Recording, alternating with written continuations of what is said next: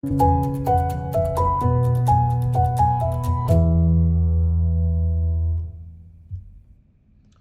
everyone, it's technology expert Burton Kelso here with another tech tip to help you get the most out of the technology in your life. Today we're talking about end of life technology. Why is that important?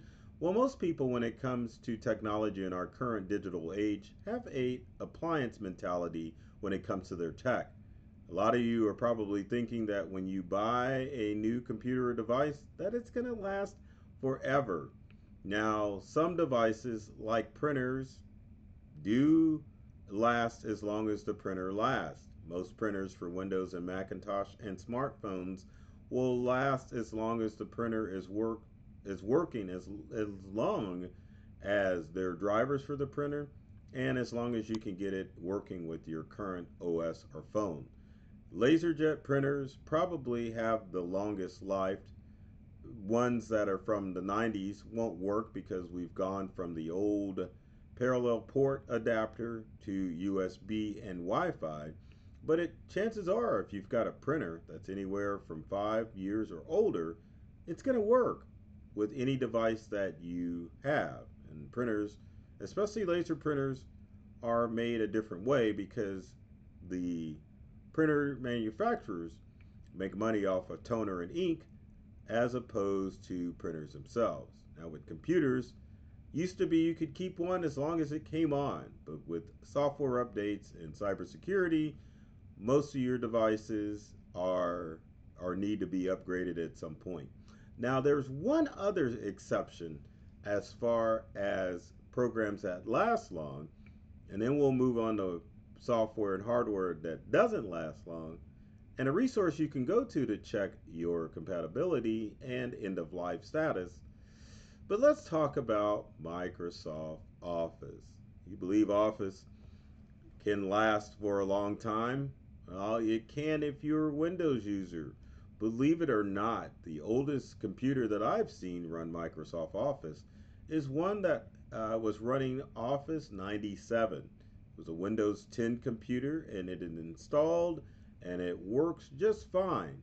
Now, obviously, if you're sharing documents across the company network or with other people, that would be a problem. But if you're an individual home user, you can use Office for a long time. So keep in mind, if you're upgrading a computer and you still have your Office CDs and access to a CD player, it's a good chance that you could install Microsoft Office 2000, 2003, 2007, 2010, and of course, as we move forward, you can install some of the newer versions of Office, obviously including Office 365, but you don't have to get 365 for your device if you're buying a new device, a Windows device.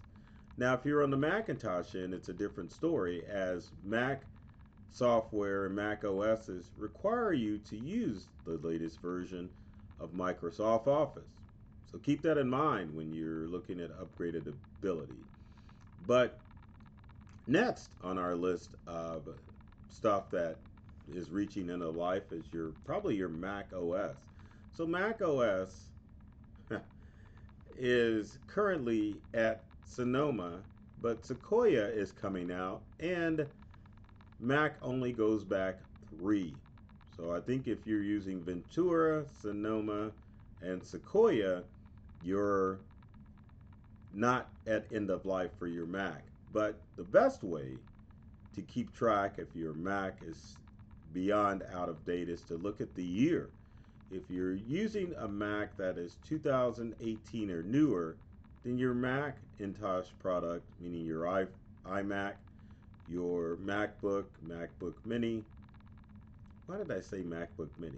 It's an iPad Mini. But anyway, your MacBook Air is what I was thinking of, and your MacBook Pro are still supported. If you have anything older than that, then it's a good possibility that it's out of end of life. Now, keep in mind, end of life doesn't mean that your device doesn't work. It just means that it's not supported by the company who made your device. And if you get new peripherals and new software, it's a good chance that it won't work with your old, outdated computer. So keep that in mind. Next on our list is Windows devices.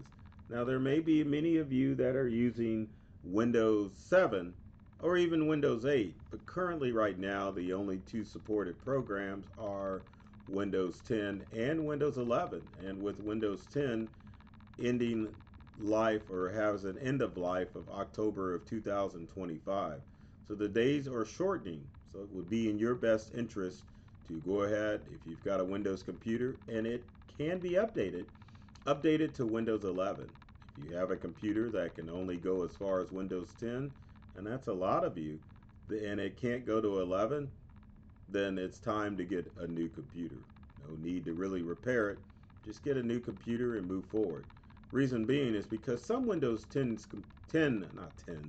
computers are probably 10 to 12 years old because Microsoft, when it came to upgrading to Windows 10, said that if your computer could run 7, it could run 10.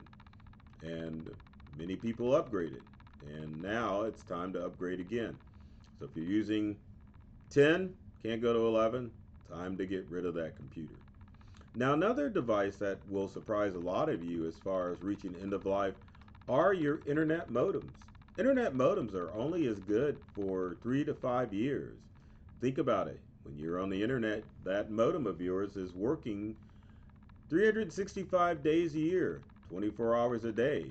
Technology changes with internet as far as speeds are concerned, so it's in your best interest every 3 to 5 years upgrade that modem. And one of the best practices, not to be cheap, because when it comes to technology, you really can't cheap technology. Rent your modem and router from your internet provider. Why? Well, when it's time to get a new router, then you can just go to your internet provider or ISP and get another one free of charge. Many times they will let you know when the end of life has reached your modem and when it's time to switch. So rent it. Also, there's the compatibility option. Your internet router from your provider is going to be more compatible with your internet service from your provider. So rent it from your provider. And then finally, with the cost of modems and routers now, with upwards to $300, it's worth it to just get it from your ISP. But 3 to 5 years, people, when it comes to your routers, to ensure that you have robust Wi-Fi and to make sure that you're getting the best possible speeds from your internet provider.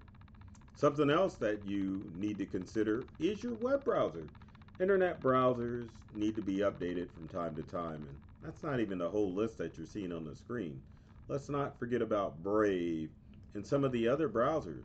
Now keep in mind that in most cases your browser will update itself automatically, especially Google Chrome, but it's a good idea to go to help and settings in your browser to verify that you have the latest version. Now, if you're a Safari or a Macintosh user, keep in mind that with your Safari browser, if you can't update the operating system on your Mac, you cannot update Safari on your Mac. So if you're one of those old holdouts and want to keep your Mac until it doesn't turn on anymore, then you would have to upgrade your browser to either Firefox, Chrome, or Brave, or even Opera. But those that are having surfing issues on an older Mac, it's probably because of Safari. So keep that in mind that you got to keep that browser up to date. Now there's a resource that I'm going to bring up that will help you check out the end of date on a lot of the items that you use. And there's a website called endoflife.date. And there's the URL there on the screen. And as you can see from the website, end of life and support information is very hard to track and awfully very badly presented. So what end of life does is that it will have a list of items either by alphabetical order on software or hardware, or you can just go by the current popular pages like devices, databases, operating systems, desktop applications, etc., etc., and find out if there's end of life. So, for example, let's take a look at Mac OS on end of life website. So it'll tell you Sonoma, Ventura, and Monterey are are currently supported by Apple. As you can see, there's the latest end of life or the latest information on it when it was released. But as you can see, if you're a Big Sur user, then you aren't supported anymore. And it tells you when the end of life supported for that device. You can also go further back if you're like, well, golly, I don't recognize any of these and I want to go back to see what I have. I'll go back to Mavericks, which ended 7 years ago. So that gives you a good idea of what's supported with Mac OS and what's not supported. Same thing with desktop applications. You can look at your version of Internet Explorer or Firefox. So Firefox, as you can see, there was a release 1 week ago as of this video. Same thing with Internet Explorer.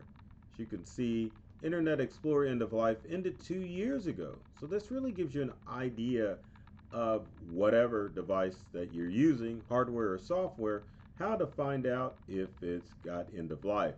Another example would be an Amazon Kindle. So if you go to Amazon's website and look at the Kindle, then it lets you know which ones are supported and which ones aren't supported. Same thing with Android OS. There's the versions of Android OS, which support it, what's not supported.